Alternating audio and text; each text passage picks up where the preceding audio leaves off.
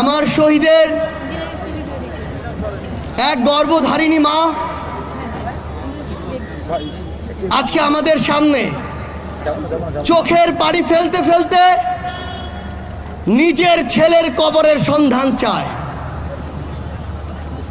সেদিন চট্টগ্রামে গিয়েছি, 1 বছরের ছোট্ট ইয়ানা আমাকে জিজ্ঞাসা করে তার ভাই কোথায়। আরেক শহীদের মা আমাকে জিজ্ঞাসা করে তার ছেলেকে একটা বুলেট বুকে বিদ্ধ করলেই তো তার জীবন চলে যেত, কেন 9টা বুলেট খুনি হাসিনার হুকুমে তার বুকে মারা হয়েছে। আরেক মা আমাকে এক শহীদ ভাইয়ের নিথর দেহ দেখায়, স্ট্রেচারে পড়ে আছে, সেই দেহর পাশে তার শরীরের তার মাথার মগজটা আলাদা করে পড়ে আছে। আরেক শহীদ বাবা আমাকে তার সন্তানের নিথর দেহ দেখায়, যেই দেহ খুনি হাসিনার হুকুমে খুন করে 2 পুলিশ সদস্য এপিসির উপর থেকে নিচে ছুঁড়ে মারছে।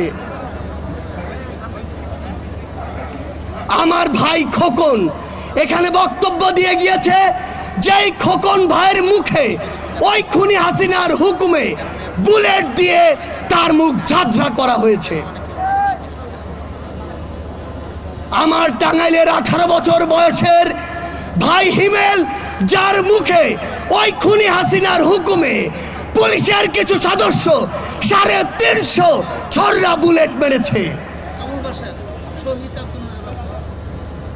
2024 সালের ছাত্র জনতার অভ্যুত্থানের হাজারো এমন চিত্রের মধ্যে এগুলো হচ্ছে কয়েকটি চিত্র।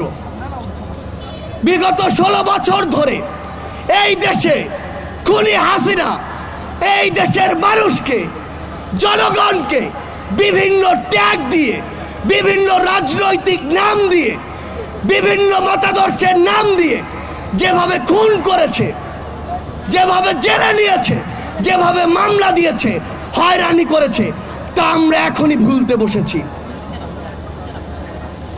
আমরা বিগত 16 বছরে বাংলাদেশের সকল রাজনৈতিক দল বিভিন্ন সময়ে বিভিন্নভাবে তাদের বিরুদ্ধে বিভিন্নভাবে নামার চেষ্টা করেছি। আমরা কি সফল হয়েছিলাম? বিগত 16 বছরে যখন আমরা এককভাবে বিভিন্ন ব্যানার নিয়ে রাজপথে ওই খুনির বিরুদ্ধে নেমেছি, আমরা কিন্তু সফল হইনি। কিন্তু এই 16 বছরের জুলুম অত্যাচারের পরে সকল রাজনৈতিক মতাদর্শ, দল, মত, ধর্ম, বর্ণ, বয়স ভুলে গিয়ে যখন আমরা ঐক্যবদ্ধভাবে রাজপথে নেমেছি, খুনি হাসিনা দেশ ছেড়ে পালিয়েছে।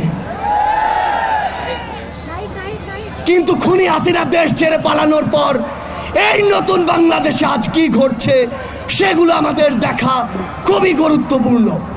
এই নতুন বাংলাদেশে আজকে জেলায় জেলায়, থানায় থানায় বিভিন্নভাবে আমার যারা শহীদ ভাই, শহীদ পরিবার, আহত যোদ্ধা, তাদেরকে নিয়ে মামলাগুলো নিয়ে পলিটিক্যাল নেগোসিয়েশন হচ্ছে।